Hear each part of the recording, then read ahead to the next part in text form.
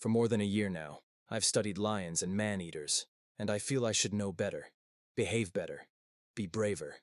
But when I hear the sound in the pre-dawn hours, as I walk alone over land as flat and long as a parade ground in the ink-black dark of an African night, something far older than intellect plays out.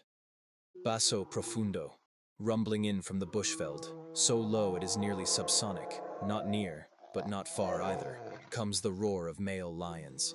Once, twice, 4 times in all, a pause, and then again, leisurely, measured, dominant, with all the time in the world, fully held whole notes. 5 more low, slow roars.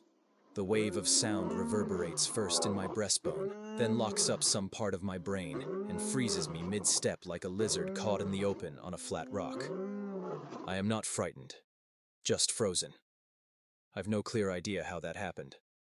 Only later do I put my finger on it, in a sentence buried midway through a book about prey species behavior. The freeze behavior is part of a defense mechanism known broadly as crypsis. Freezing instantly is an automatic anti-predator measure hardwired into our systems. A part of the brain called the amygdala contains unconscious memories and fears of predators that threatened our ancestors. The threats in modern times are mostly gone. The amygdala could not care less.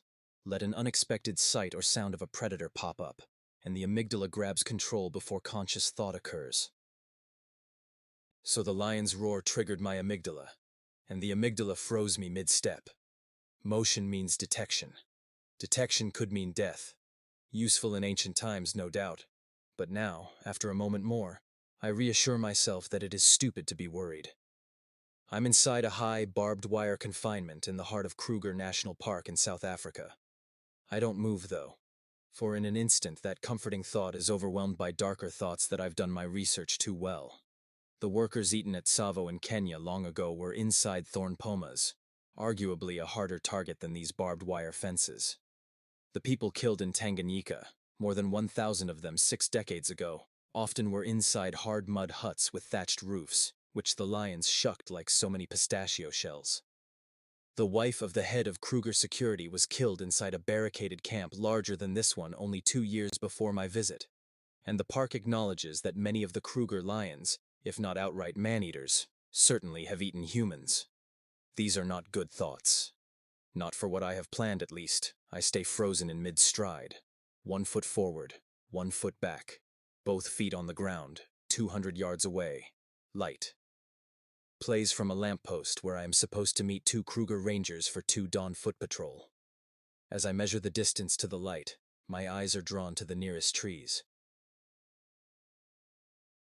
Scientists have charted what can happen to my amygdala and me if things do not improve, and my systems do not stand down. My pupils will dilate to give me a better chance of detecting predators. The bronchioles in my lungs will dilate too, all the better for flight or fight. Blood pressure and pulse will pump up as well. All these things may already have happened, in fact. Then, in my liver, glycogen will break down, providing a quick source of energy. Adrenaline will flood my bloodstream, and my spleen will contract in order to send out more white blood cells in case they are needed to repel infection. The capillaries in my stomach and intestines will contract as well, sending blood to my muscles. Then things will get even stranger. My body will prepare the bladder and the colon for evacuation, and my body hair may stand on end. Piloerection, it is called. Some think this is a display mechanism intended to make the prey, me, look larger. Somewhere in there, a basic decision will be made, often not determined by thought. Flee, or stand and fight. And if actually caught by a lion, with luck, from what I have read, endorphins will flood my system, giving me a sort of distanced and not unpleasant dreamlike view of my plight. They will anesthetize me almost totally from pain. Then again, they may not. Some survivors of lion attacks say the endorphins never kicked in. They suffered severe pain. Endorphin doping seems to vary from person to person. I remain frozen for a moment more, hear the roars again, and reel. The lions are heading away from the gates of Satara, the large tourist enclosure known as the Cat Camp in Kruger. I chuckle at my inner lizard, take a deep breath, regain my composure, then resume the walk to the ranger rendezvous point.